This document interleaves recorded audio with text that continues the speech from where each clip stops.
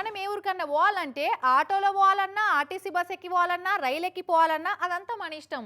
Time టికెట్ల ఖర్చు మనకు నచ్చిన ప్రయాణం ఇవన్నీ చూసుకొని సెలెక్ట్ చేసుకుంటాం. ఎక్కడైనా ఎవరికైనా వాళ్ళ ఇష్టమే ఉంటుంది. కానీ యూపీ రాష్ట్రం ఝాన్సీ కాడ గట్లుండదు.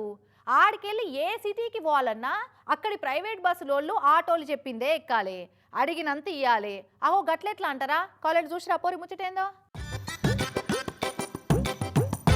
Land mafia, sand mafia, mining mafia, మందు మాఫియా, దవాఖాన్ల మాఫియా, చదువుల మాఫియా, మన్ను మాఫియా, మశానం మాఫియా అని ఇట్లా రకరకాల మాఫియాలు ఉన్నట్టే యూపీ రాష్ట్రం ఝాన్సీ సిటీలో ప్రైవేట్ బస్సుల మాఫియా నడుస్తుంది.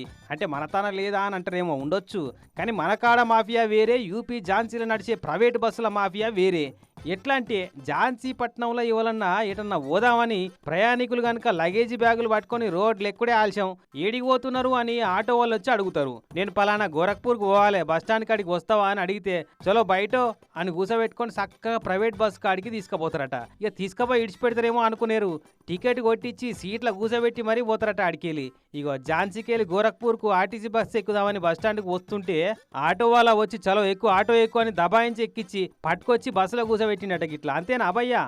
जबरदस्ती से बैठा के ला रहा ऑटो वाला और इधर टिकट निकलवा रहा है जबरदस्ती। अच्छा, वो जाने के लिए बोल रहा है इधर इधर से किधर भी जा नहीं सकते, इसमें जाना ही पड़ेगा। अच्छा, हाँ। क्यों ऐसा क्यों? हम जा रहे थे सरकारी बस स्टैंड के पास, वो जबरदस्ती से कह रहा चलना तो इसमें चलो।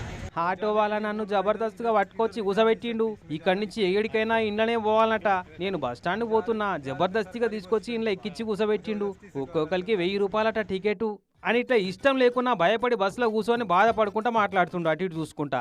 మరి ఇంత కథ అవుతుంటే అక్కడ ఆర్టీఓ అధికారులు ఏం మామూలు చేస్తున్నారు అని అంటే దొంగలు ఊళ్ళు వంచుకున్నట్టు ప్రైవేట్ బస్సుల మాఫియాలు ఇచ్చే లంచాలు మింగుకుంటా రోడ్ల మీద ఏం జరుగుతుందని తొంగి కూడా చూస్తలేరట. కానీ పండగ పూట డిమాండ్ను బట్టి 500 ఛార్జ్ ఉంటే 1000 రూపాయలు చేసి ఇష్టం ఉంటే ఎక్కొచ్చు లేకుంటే ఊకోవచ్చు అని మోకా దొరికినప్పుడు మందిని దోసుకునే ప్రైవేట్ బస్సుల మాఫియాలు ఉంటాయని తెలుసు. కానీ ఇష్టం లేకున్నా ఇట్లా బలిమీటికి కూసబెట్టి తీసుకుపోయి రుబాబ్ చేసే మాఫియా కూడా ఉందంటే చిత్రమే ఉంది. ఇంతకంటే మన ప్రైవేట్ బస్సుల దోపిడే సో బెటర్ అనిపిస్తుందిలే.